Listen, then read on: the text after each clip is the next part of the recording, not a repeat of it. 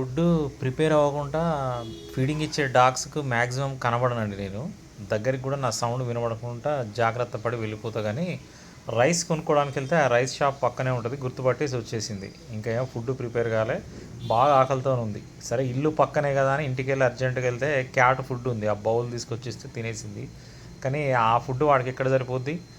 బిస్కెట్లు కొందామంటే రోడ్ అవతల క్రాస్ చేయాలి. ట్రాఫిక్ హెవీగా ఉంది. ఇక అక్కడ ఐస్ క్రీమ్ షాప్ ఉంది. అక్కడికి తీసుకెళ్ళా. ఐస్ క్రీము బాదం పాలు ఐస్ క్రీమ్ స్వీట్‌తో మిక్స్ చేసింది తింటది కదా! ఇక అదే తీసుకున్నా. స్వీటు, బిస్కెట్స్ ఎలర్జీ వస్తది. స్వీట్ పెట్టకూడదు. ఇవన్నీ నాకు తెలుసండి. కానీ నా కాన్సెప్ట్ ఏందంటే కాలిపోయే ఆకలి, చచ్చిపోయేంత ఆకలైతా ఉంటది వాటికి. కడుపు నిండితే చాలనే కాన్సెప్ట్‌తోనే ఉంటాను నేను. తర్వాత ఆరోగ్యం, అనారోగ్యం అనేది సెకండరీ. ఫస్ట్ కడుపు నిండాలని చూస్తా నేను. అది పాపం అది చాలా ఆకలితో ఉంది. తినేసింది. ఆ ఫుడ్డు పెడిగ్రీ, పెరుగన్నం కాస్త తిని అది తాగేసింది. గుర్తుపట్టారండి ఈ డాగు. కన్ను దెబ్బ తగిలి కన్ను బయటకు వచ్చింది ఆ డాగ్ ఇదే. ఎక్కడి నుంచో యానిమల్ బర్త్ కంట్రోల్ చేసి రాంగ్ అడ్రస్‌లో వదిలేశారు.